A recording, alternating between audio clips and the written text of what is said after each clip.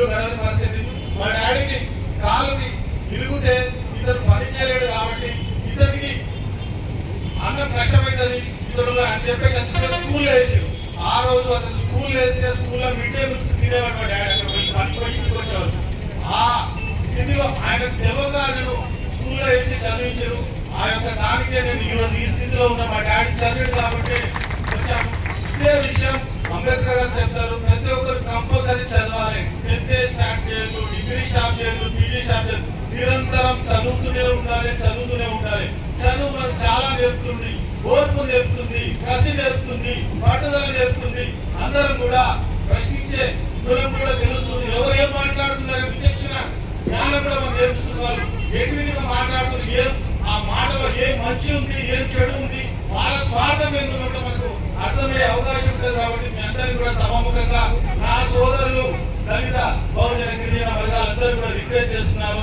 మరి మీరందరూ ఆలోచించాలి, ఆలోచించి పని చేయాలని చేస్తున్నాను. అదేవిధంగా సభాముఖంగా నేను ఇక్కడ డీసీగా ఉన్నాను. మీకు ఎటువంటి ఇబ్బంది ఉన్నా కూడా నా ఆఫీస్ నెహ్రూ పార్కే ఉంది. నాకు చాలా మంది తిరుగుతున్నారు. అందరూ కూడా పేర్లు చెప్తున్నానంటే వాళ్ళందరూ కూడా నాకు దగ్గరికి వస్తున్నారు కాబట్టి పేరు తెచ్చింది. మీరందరూ కూడా రావాలని, అందరూ కూడా ఏదో చిన్న సమస్య ఉన్నా నాకు వచ్చి పరిష్కరించుకోవాలని చెప్పేసి, అదేవిధంగా ఏమైనా అట్రాసిటీ జరిగినా కూడా కంపల్సరీ నా దృష్టికి తీసుకోవాలని రిక్వెస్ట్ చేస్తూ ఈ అవకాశం ఇచ్చిన మన ఉత్సవ కమిటీకి థ్యాంక్స్ చెప్తాను. Thank you. పదవులు ఉన్నాయి. కలెక్టర్ గారు వారే, అడిషనల్ కలెక్టర్ గారు వారే, డిఆర్ఓ గారు వారే, అదేవిధంగా డిఓ గారు వారే. కొత్తగా డిఆర్డిఓ లోన్ ఇచ్చినావు కదా అని ఆమె కూడా నిన్న మొన్న లీవ్ పెట్టింది, వెళ్ళిపోయింది డిఆర్డిఓ. కొన్ని రోజులైన తర్వాత డీసీపీ గారు లేదంటే డీసీపీ పదవి కూడా వారే తీసేసుకుంటారు. కాబట్టి ఇక్కడ ఉండే 5 పదవులు వాళ్ళకి వచ్చినాయి. ఇక్కడికి వచ్చి కనీసం వినే ఓపిక వారికి లేదు.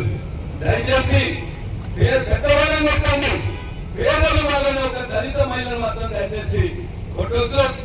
వాళ్ళ కోసం మాట్లాడిన ప్రెస్ మిత్రుల మీద కేసులు, ఆ కేసులు ఇవ్వాలా ఖచ్చితంగా మా పోలీసులు డైరెక్ట్ గా వాళ్ళకి 7 సంవత్సరాల శిక్ష లేదు కాబట్టి ఆ పోలీసులు వెంటనే వాళ్ళను స్టేషన్ వెళ్ళవచ్చు, కానీ ఇయ్యరు. కలెక్టర్ గారు చెప్పారు కదా, జంగమ రాజ్యాంగం ప్రకారం ఇవ్వడానికి లేదంటారు పోలీసులు. కాబట్టి చట్టం దయచేసి ఇక్కడ ఉన్న భారత రాజ్యాంగాన్ని పాటించండి. మిత్రులు, డీసీపీ గారు కూడా ఇవాళ అట్టడుగు వర్గాల నుంచి వచ్చిన వారు, వాళ్ళ చదువుకొని కష్టపడి వచ్చిన వారు, వాళ్ళ ఆ వర్గాలకు పనిచేస్తారనే నమ్మకం నాకున్నది. కాబట్టి ఆ దళిత మహిళ మందులకు సహాయం చేయండి, అనేక పర్మిట్ రూమ్లను ఎత్తేయండి. ఆ విధంగా వచ్చిన మా ప్రెస్ మిత్రుల మీద పెట్టిన కేసులు చట్ట ప్రకారం మీరు దయచేసి చూడండి. కానీ వారికో ఇంకోరికో జనగామ రాజ్యాంగానికి మీరు భయపడద్దు.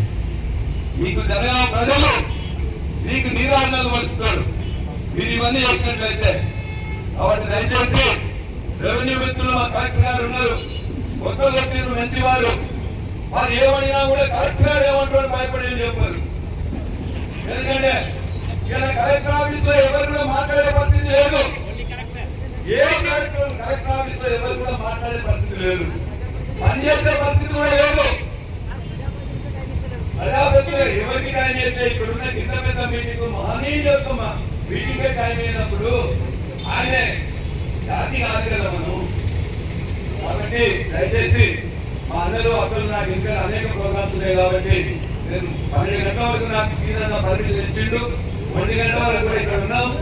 కాబట్టి మా అందరం కలిసి జనగామలో చైతన్యవంతమైన గడ్డని గొప్పగా నేను చెప్పి నేర్పించాల్సిన అవసరం లేదు. చిన్న సమస్యలు వచ్చినప్పుడు అందరం కలిసి ఐక్యంగా మాట్లాడదాం, విన్నవించుకుందాం, డిమాండ్ చేద్దాం, కాలొప్పు పోరాడదాం. ఇవన్నీ భవనానికి ఖచ్చితంగా మీతో పాటు నేను కూడా వస్తా, మీతో పాటు లెటర్లు పెడతా, దాన్ని కూడా విన్నవించుకుంటా, 2వది డిమాండ్ చేస్తా, 3వది పోరాటం చేస్తా మీతో పాటు. ఎందుకంటే మీరు వేసిన ఓటు చేసిన వారు కాబట్టి మీరు ఏది చెప్తే అదే చేస్తా. తప్పనిసరిగా ఈ అవకాశం ఇచ్చిన సందర్భంగా ఉత్సవ కమిటీకి నేను ధన్యవాదాలు చేస్తూ, ఖచ్చితంగా నేను చెప్పిన మాటల్లో తప్పు ఉంటే నన్ను క్షమించండి.